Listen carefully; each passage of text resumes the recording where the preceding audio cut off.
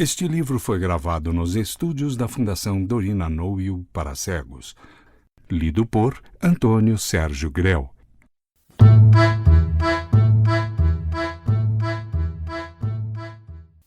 Capítulo dos Chapéus. Autor Machado de Assis. Geronte, dans quel chapitre s'il vous plaît? Isganahelle, dans le chapitre de chapeau, Molière. Nota. Citação frequente em Machado de Le Médecin malgré lui, de Molière, 1622-73. Geronte, em que capítulo, por favor? Isganahelle, no capítulo dos chapéus. Fim de nota. Musa canta o despeito de Mariana, esposa do bacharel Conrado Seabra, naquela manhã de abril de 1879. Qual a causa de tamanho alvoroço? Um simples chapéu, leve, não deselegante, um chapéu baixo. Conrado, advogado com escritório na rua da Quitanda, trazia-o todos os dias à cidade, ia com ele às audiências, só não o levava às recepções, teatro lírico, enterros e visitas de cerimônia. No mais era constante, e isto desde 5 ou 6 anos, que tanto eram os do casamento. Ora, naquela singular manhã de abril, acabado o almoço, Conrado começou a enrolar um cigarro e Mariana anunciou sorrindo que ia pedir-lhe uma coisa. — Que é, meu anjo? Você é capaz de fazer-me um sacrifício?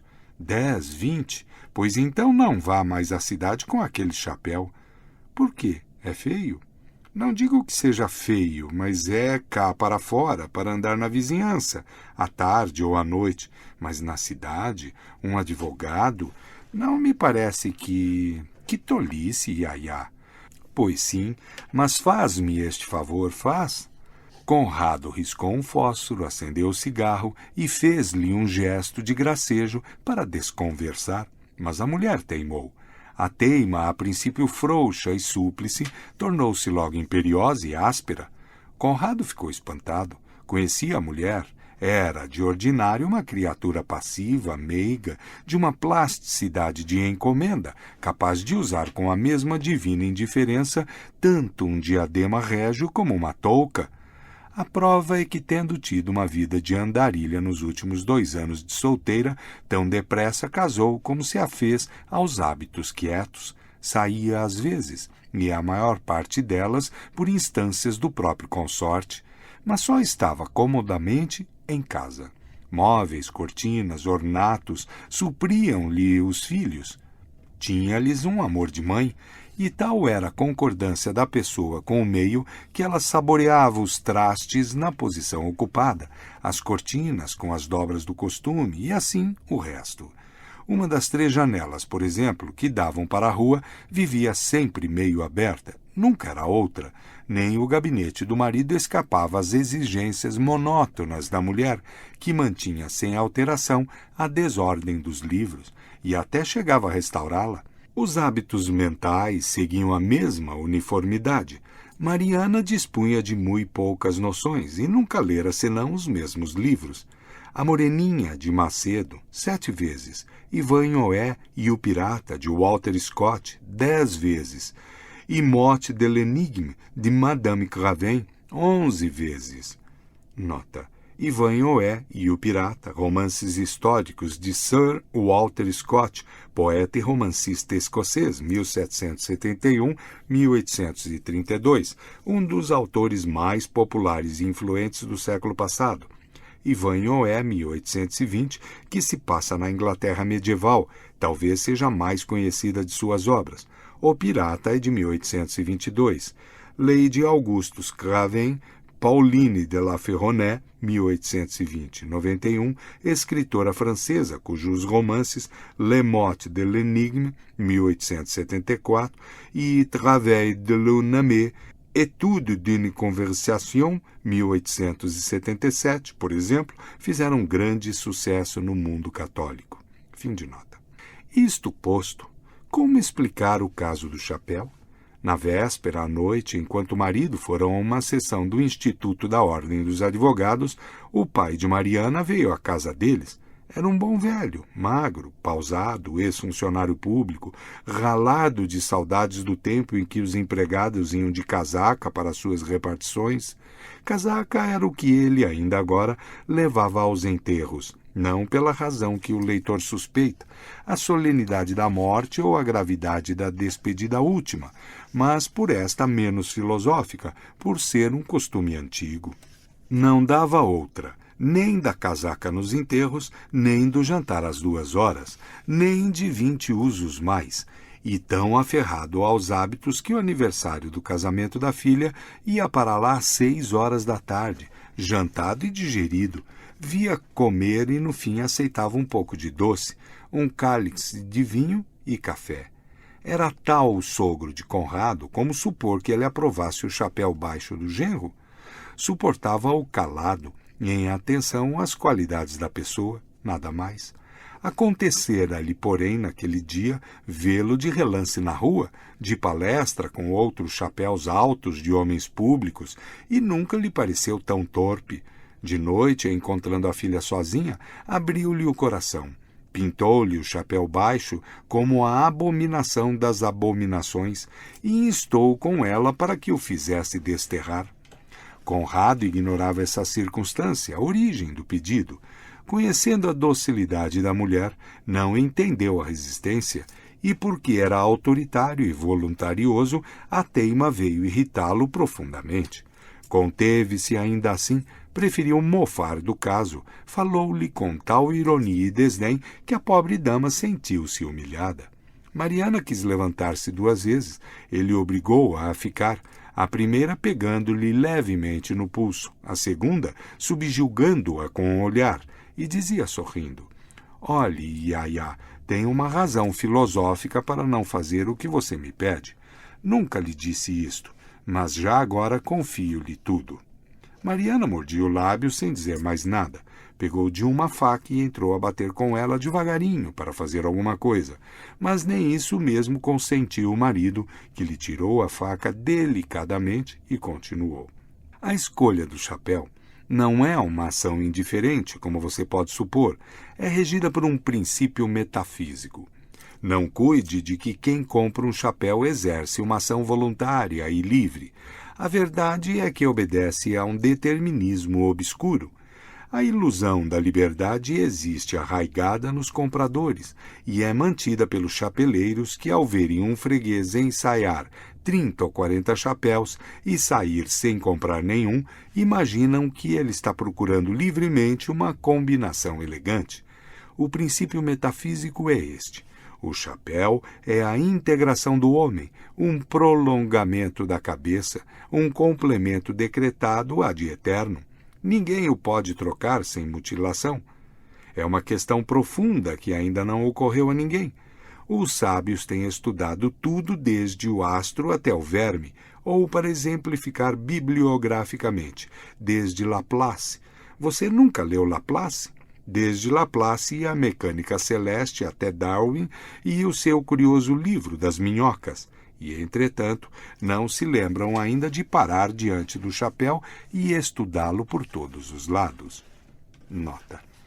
Pierre Simon, Marquês de Laplace, 1749-1827, astrônomo, matemático e físico francês, expôs a teoria segundo a qual o sistema solar seria o resultado do progressivo esfriamento e expansão de um núcleo original. A Mecânica Celeste, em 5 volumes, 1799-1825, oferecia uma interpretação mecânica completa do sistema solar. Foi esse livro que fez sua fama. The Formation of Vegetable Mold Through the Action of Worms.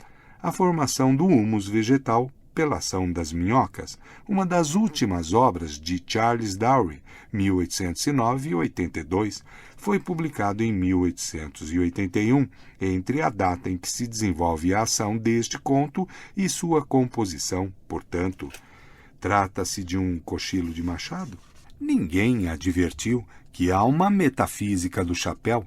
Talvez eu escreva uma memória a este respeito. São 9h03, não tenho tempo de dizer mais nada, mas você reflita consigo e verá Quem sabe, pode ser até que nem mesmo o chapéu seja complemento do homem, mas o homem do chapéu. Mariana venceu-o, afinal, e deixou a mesa. Não entendera nada daquela nomenclatura áspera nem da singular teoria, mas sentiu que era um sarcasmo e dentro de si chorava de vergonha. O marido subiu para vestir-se, desceu daí alguns minutos e parou diante dela com o famoso chapéu na cabeça. Mariana achou-lhe, na verdade, torpe, ordinário, vulgar, nada sério. Conrado despediu-se cerimoniosamente e saiu. A irritação da dama tinha afrouxado muito, mas o sentimento de humilhação subsistia. Mariana não chorou, não clamou, como supunha que ia fazer, mas consigo mesma recordou a simplicidade do pedido, os sarcasmos de Conrado, e, posto reconhecesse que fora um pouco exigente, não achava justificação para tais excessos.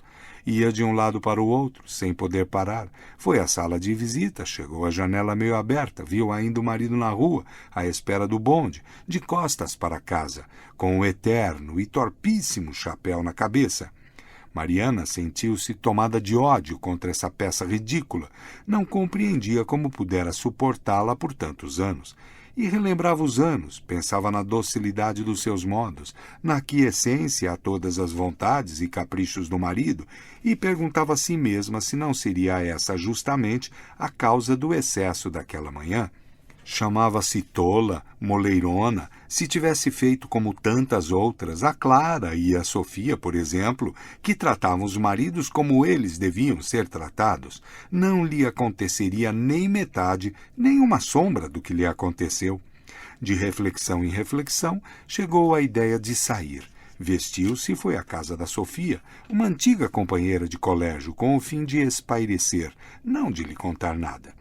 Sofia tinha 30 anos, mais 2 que Mariana. Era alta, forte, muita senhora de si. Recebeu a amiga com as festas do costume e, posto que esta não lhe dissesse nada, adivinhou que trazia um desgosto, e grande.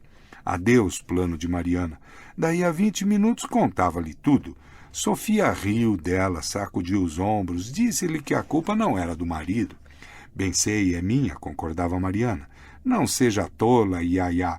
Você tem sido muito mole com ele, mas seja forte uma vez, não faça caso, não lhe fale tão cedo, e se ele vier fazer as pazes, diga-lhe que mude primeiro de chapéu. Veja você, uma coisa de nada. No fim das contas, ele tem muita razão, tanta como outros. Olha a pamonha da Beatriz, não foi agora para a roça só porque o marido implicou com o inglês que costumava passar a cavalo de tarde? Coitado do inglês, naturalmente nem deu pela falta. A gente pode viver bem com seu marido, respeitando-se, não indo contra os desejos um do outro, sem pirraças nem despotismo. Olhe, eu cá vivo muito bem com o meu Ricardo. Temos muita harmonia. Não lhe peço uma coisa que ele não me faça logo. Mesmo quando não tem vontade nenhuma, basta que eu feche a cara. Obedece logo. Não era ele que teimaria assim por causa de um chapéu. Tinha que ver, pois não. Onde iria ele parar? Mudava de chapéu, quer quisesse, quer não. Mariana ouvia com inveja essa bela definição do sossego conjugal. A rebelião de Eva embocava nela os seus clarins, e o contato da amiga dava-lhe um prurido de independência e vontade.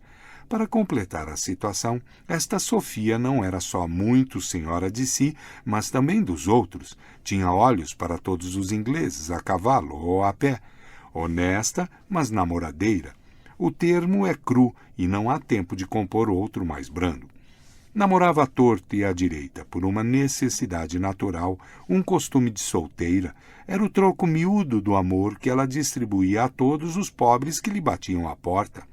Um níquel a um, outro a outro, nunca uma nota de 5.000 réis, menos ainda uma pólice.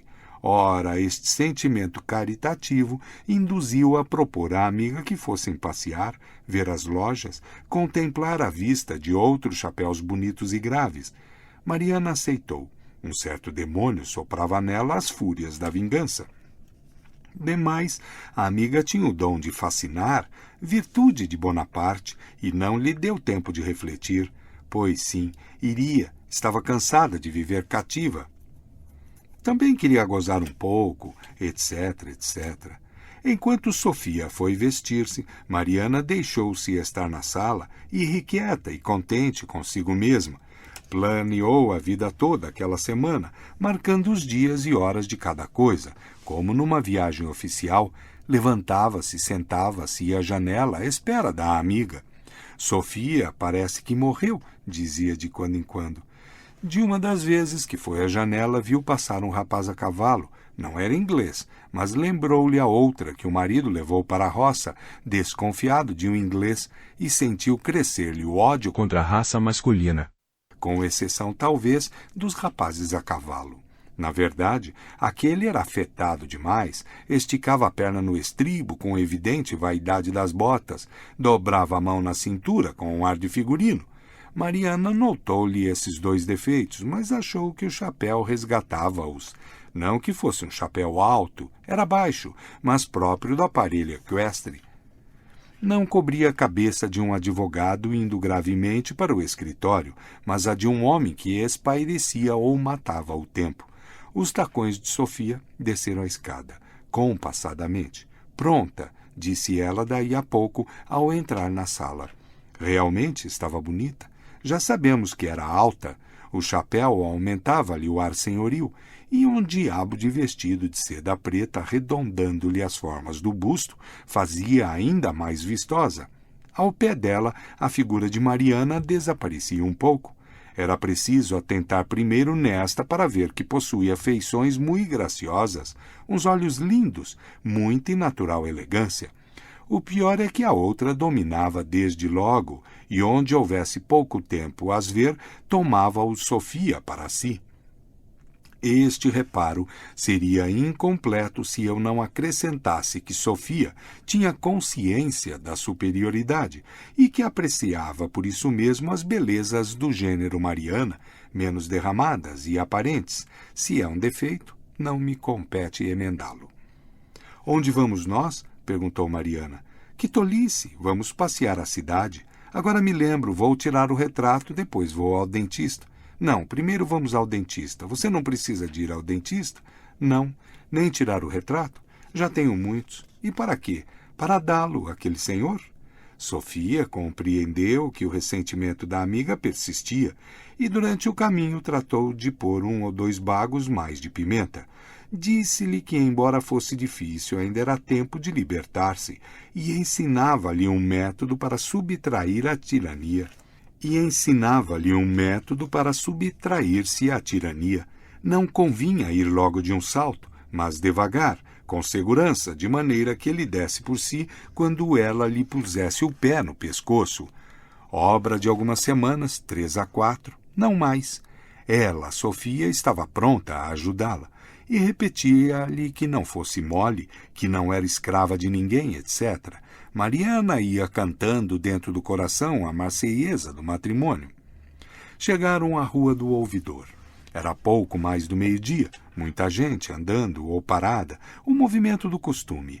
Mariana sentiu-se um pouco atordoada, como sempre lhe acontecia. A uniformidade e a placidez que era o fundo do seu caráter e da sua vida receberam daquela agitação os repelões do costume. Ela mal podia andar por entre os grupos, menos ainda sabia onde fixasse os olhos. Tal era a confusão das gentes, tal era a variedade das lojas. Conchegava-se muito à amiga e sem reparar que tinham passado à casa do dentista, e ia ansiosa de lá entrar. Era um repouso, era alguma coisa melhor do que o tumulto. Esta Rua do Ouvidor, ia dizendo. Sim, respondia Sofia, voltando a cabeça para ela e os olhos para um rapaz que estava na outra calçada. Sofia, prática daqueles mares, transpunha, rasgava ou contornava agentes com muita perícia e tranquilidade. A figura impunha, os que a conheciam gostavam de vê-la outra vez, os que não a conheciam paravam ou voltavam-se para admirar-lhe o garbo. E a boa senhora, cheia de caridade, derramava os olhos à direita e à esquerda sem grande escândalo, porque Mariana servia a coordenar os movimentos. Nada dizia seguidamente, parece até que mal ouvia as respostas da outra, mas falava de tudo, de outras damas que iam ou vinham, de uma loja, de um chapéu, justamente os chapéus, de senhora ou de homem. abundavam naquela primeira hora da Rua do Ouvidor. "Olha este", dizia-lhe Sofia. E Mariana acudia a vê-los, femininos ou masculinos, sem saber onde ficar, porque os demônios dos chapéus sucediam-se como num caleidoscópio. "Onde era o dentista?", perguntava ela à amiga. Sofia, só a segunda vez, lhe respondeu que tinham passado a casa, mas já agora iriam até ao fim da rua, voltariam depois. Voltariam, finalmente. "Uf", respirou Mariana, entrando no corredor. "Que é, meu Deus? Ora você, parece da roça." A sala do dentista tinha já algumas freguesas. Mariana não achou entre elas uma só cara conhecida, e, para fugir ao exame das pessoas estranhas, foi para a janela. Da janela podia gozar a rua sem atropelo. Recostou-se. Sofia veio ter com ela. Alguns chapéus masculinos, parados, começaram a fitá-las. Outros, passando, faziam a mesma coisa. Mariana aborreceu-se da insistência, mas notando que fitavam principalmente a amiga, dissolveu-se-lhe o tédio numa espécie de inveja. Sofia, entretanto, contava-lhe a história de alguns chapéus, ou, mais corretamente, as aventuras. Um deles merecia os pensamentos de fulana, outro andava derretido por Cicrana, e ela por ele, tanto que eram certos na Rua do Ouvidor, às quartas e sábados, entre 2 e 3 horas. Mariana ouvia aturdida. Na verdade, o chapéu era bonito, trazia uma linda gravata e possuía um ar entre elegante e pelintra, mas... "Não, juro, ouviu?", replicava a outra, "mas é o que se diz." Mariana fitou pensativo o chapéu denunciado. Havia agora mais 3 de igual porte e graça, e provavelmente os 4 falavam delas, e falavam bem. Mariana enrubesceu muito, voltou a cabeça para o outro lado, tornou logo a primeira atitude e afinal entrou. Entrando, viu na sala 2 senhoras recém-chegadas, e com elas um rapaz que se levantou prontamente e veio cumprimentá-la com muita cerimônia. Era seu primeiro namorado. Este primeiro namorado devia ter agora 33 anos. Andara por fora, na roça, na Europa e, afinal, na presidência de uma província do Sul. Nota: durante o Império, com seu regime centralista, os presidentes das províncias eram nomeados pelo imperador. Uma presidência no Sul era um começo promissor para um político jovem. Fim de nota. Era mediano de estatura, pálido, barba inteira e rara, e muito apertado na roupa. Tinha na mão um chapéu novo, alto, preto, grave, presidencial, administrativo, um chapéu adequado a pessoas e às ambições. Mariana, entretanto, mal pôde vê-lo, tão confusa ficou, tão desorientada com a presença de um homem que conhecera em especiais circunstâncias e a quem não vira desde 1877, que não pôde reparar em nada. Estendeu-lhe os dedos, parece mesmo que murmurou uma resposta qualquer, e ia tornar à janela quando a amiga saiu dali. Sofia conhecia também o recém-chegado. Trocaram algumas palavras. Mariana, impaciente, perguntou-lhe ao ouvido se não era melhor adiar os dentes para outro dia, mas a amiga disse-lhe que não. Negócio de meia hora, 3/4. Mariana sentia-se opressa. A presença de um tal homem atava-lhe os sentidos, lançava-a na luta e na confusão. Tudo culpa do marido. Se ele não teimasse e não caçoasse com ela, ainda em cima não aconteceria nada. E Mariana, pensando assim, jurava tirar uma desforra. De memória contemplava a casa, tão sossegada, tão bonitinha, onde podia estar agora, como de costume, sem os safanões da rua, sem a dependência da amiga. Mariana, disse-lhe esta, o Dr. Viçoso teima que está muito magro. Você não acha que está mais gordo do que no ano passado? Não se lembra dele no ano passado? Dr. Viçoso era o próprio namorado antigo que palestrava com Sofia, olhando muitas vezes para Mariana. Esta respondeu negativamente. Ele aproveitou a fresta para puxá-la à conversação. Disse que, na verdade, não a vira desde alguns anos e sublinhava o dito com um certo olhar triste e profundo. Depois, abriu o estojo dos assuntos, sacou para fora o teatro lírico. Que tal achavam a companhia? Na opinião dele, era excelente, menos o barítono. O barítono parecia-lhe cansado. Sofia protestou contra o cansaço do barítono, mas ele insistiu, acrescentando que em Londres, onde o ouvira pela primeira vez, já lhe parecera a mesma coisa.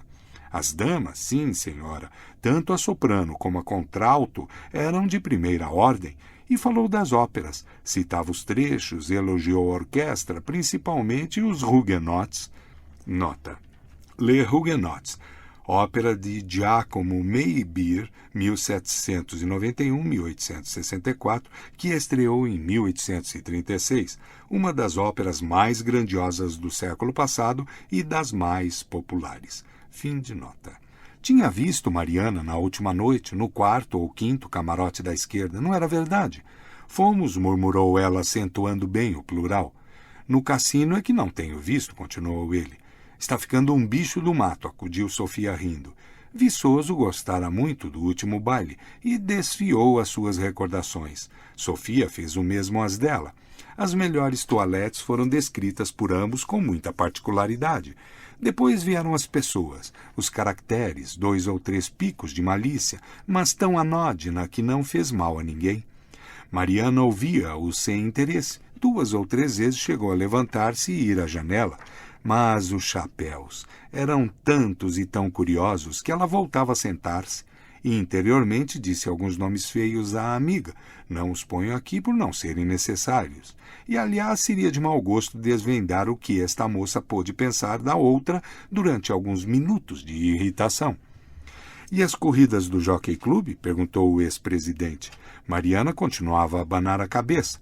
Não tinha ido às corridas naquele ano, pois perdera muito, a penúltima principalmente. Esteve animadíssima e os cavalos eram de primeira ordem. As de Epsom, que ele vira quando esteve na Inglaterra, não eram melhores do que a última do Prado Fluminense. E Sofia dizia que sim, que realmente a penúltima corrida honrava o Jockey Club. Confessou que gostava muito, dava emoções fortes. A conversação descambou em 2 concertos daquela semana. Depois tomou a barca, subiu a serra e foi a Petrópolis, onde 2 diplomatas lhe fizeram as despesas da estadia. Como falassem da esposa de um ministro, Sofia lembrou-se de ser agradável ao ex-presidente, declarando-lhe que era preciso casar também porque em breve estaria no ministério. Viçoso teve uma estremeção de prazer e sorriu, e protestou que não. Depois, com os olhos em Mariana, disse que provavelmente não casaria nunca. Mariana enrubesceu muito e levantou-se. Você está com muita pressa, disse-lhe Sofia. Quantas são? Continuou voltando-se para Viçoso. Perto de 3, exclamou ele. Era tarde. Tinha de ir à Câmara dos Deputados. Foi falar às 2 senhoras que a acompanharam e que eram primas suas, e despediu-se. Vinha despedir-se das outras, mas Sofia declarou que sairia também. Já agora não esperava mais. A verdade é que a ideia de ir à Câmara dos Deputados começara a faiscar-lhe na cabeça. Vamos à Câmara? Propôs ela a outra. Não, não, disse Mariana. Não posso, estou muito cansada. Vamos, um bocadinho só. Eu também estou muito cansada. Mariana teimou ainda um pouco, mas teimar contra a Sofia. A pomba, discutindo com o gavião, era realmente insensatez. Não teve remédio. Foi. A rua estava agora mais agitada. Agentes iam e vinham por ambas as calçadas e complicavam-se no cruzamento das ruas. De mais a mais, o obsequioso ex-presidente flanqueava as 2 damas, tendo-se oferecido para arranjar-lhes uma tribuna. A alma de Mariana sentia-se cada vez mais dilacerada de toda essa confusão de coisas. Perdera o interesse da primeira hora, e o despeito que lhe dera forças para um voo audaz e fugidio começava a afrouxar as asas, ou afrouxar-as inteiramente. E outra vez recordava a casa, tão quieta, com todas as coisas nos seus lugares, metódicas, respeitosas umas com as outras, fazendo-se tudo sem atropelo e, principalmente, sem mudança imprevista. E a alma batia o pé, raivosa, não ouvia nada do que o Viçoso ia dizendo, enquanto ele falasse alto e muitas coisas fossem ditas para ela. Não ouvia, não queria ouvir nada, só pedia a Deus que as horas andassem depressa. Chegaram à Câmara e foram para uma tribuna. O rumor da saia chamou a atenção de uns 20 deputados, que restavam escutando um discurso de orçamento. Tão depressa o Viçoso pediu licença e saiu. Mariana disse rapidamente à amiga que não lhe fizesse outra. Que outra? Perguntou Sofia. Não me pregue outra peça como esta, de andar de um lugar para o outro, feito maluca. Que tenho eu com a Câmara? Que me importam discursos que não entendo? Sofia sorriu, agitou o leque e recebeu em cheio o olhar de uns secretários. Muitos eram os olhos que a fitavam quando ela ia à Câmara, mas os do tal secretário tinham uma expressão mais especial, cálida e súplice. Entende-se, pois, que ela não o recebeu de supetão. Pode mesmo entender-se que o procurou curiosa, enquanto acolhia esse olhar legislativo, ia respondendo à amiga, com brandura, que a culpa era dela e que a sua intenção era boa, era restituir-lhe a posse de si mesma. Mas se você acha que a aborreço, não venha mais comigo, concluiu Sofia, e, inclinando-se um pouco, olhe o ministro da Justiça. Mariana não teve remédio senão ver o ministro da Justiça.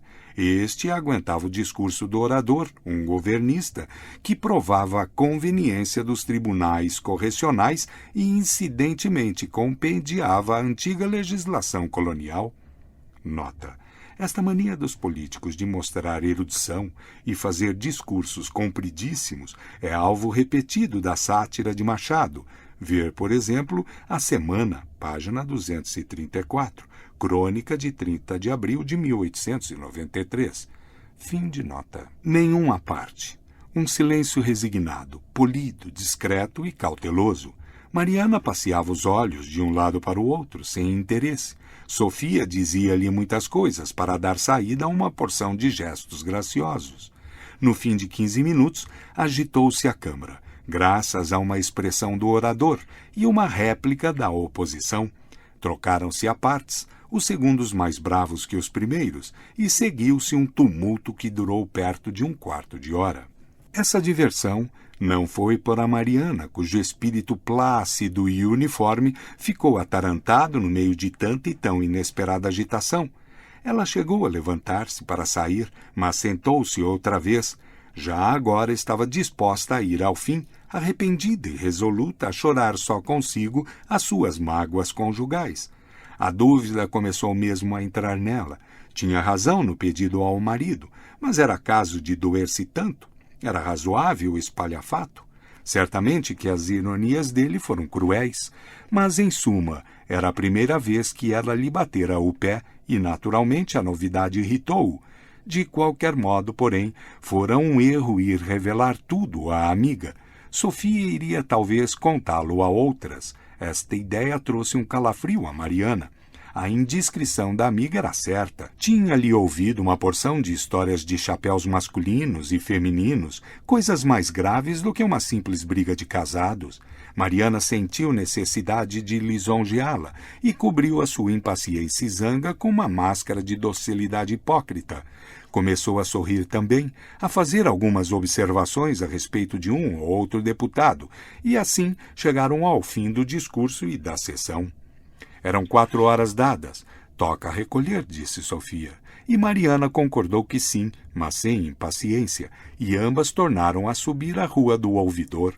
A rua, a entrada no bonde completaram a fadiga do espírito de Mariana, que afinal respirou quando viu que ia a caminho de casa. Pouco antes de apear-se a outra, pediu-lhe que guardasse segredo sobre o que lhe contara. Sofia prometeu que sim. Mariana respirou. A rola estava livre do gavião. Levava a alma doente dos encontrões, vertiginosa da diversidade de coisas e pessoas. Tinha necessidade de equilíbrio e saúde. A casa estava perto. À medida que ia havendo as outras casas e chácaras próximas, Mariana sentia-se restituída a si mesma. Chegou finalmente. Entrou no jardim, respirou. Era aquele o seu mundo, menos um vaso que o jardineiro trocara de lugar. João, bota este vaso onde estava antes, disse ela. Tudo mais estava em ordem. A sala de entrada, de visitas, a de jantar, os seus quartos, tudo. Mariana sentou-se primeiro em diferentes lugares, olhando bem para todas as coisas, tão quietas e ordenadas. Depois de uma manhã inteira de perturbação e variedade, a monotonia trazia-lhe um grande bem e nunca lhe pareceu tão deliciosa. Na verdade, fizera mal. Quis recapitular os sucessos e não pôde. A alma espreguiçava-se toda naquela uniformidade caseira. Quando muito, pensou na figura do viçoso, que achava agora ridícula, e era injustiça. Despiu-se lentamente, com amor, indo certeira a cada objeto. Uma vez despida, pensou outra vez na briga com o marido. Achou que, bem pesadas as coisas, a principal culpa era dela. Que diabo de teima por causa de um chapéu que o marido usara há tantos anos? Também o pai era exigente demais. Vou ver a cara com que ele vem, pensou ela. Eram 5:30, não tardaria muito. Mariana foi à sala da frente, espiou pela vidraça, prestou o ouvido ao bonde e nada. Sentou-se ali mesmo com o Ivanhoé nas palmas, querendo ler e não lendo nada. Os olhos iam até o fim da página e tornavam ao princípio, em primeiro lugar, porque não apanhava o sentido, em segundo lugar, porque uma ou outra vez desviavam-se para saborear a correção das cortinas ou qualquer outra feição particular da sala. Santa monotonia! Tu acalentavas no teu regaço eterno. Enfim, parou um bonde. Apeou-se o marido, rangeu a porta de ferro do jardim. Mariana foi à vidraça e espiou. Conrado entrava lentamente, olhando para a direita e à esquerda, com o chapéu na cabeça. Não o famoso chapéu do costume, porém outro, o que a mulher lhe tinha pedido de manhã. O espírito de Mariana recebeu um choque violento, igual ao que lhe dera o vaso do jardim trocado, ou ao que lhe daria uma lauda de Voltaire entre as folhas de Moreninha ou de Ivanhoé. Era nota desigual no meio da harmoniosa sonata da vida. Não podia ser esse chapéu. Realmente, que mania dela exigir que ele deixasse o outro que lhe ficava tão bem, e que não fosse o mais próprio, era o de longos anos, era o que quadrava a fisionomia do marido. Conrado entrou por uma porta lateral. Mariana recebeu-o nos braços. Então, passou? Perguntou ele, enfim, cingindo-lhe a cintura. Escuta uma coisa, respondeu ela com uma carícia divina. Bota fora esse, antes o outro. Para ler este conto, acesse www.poeteiro.com.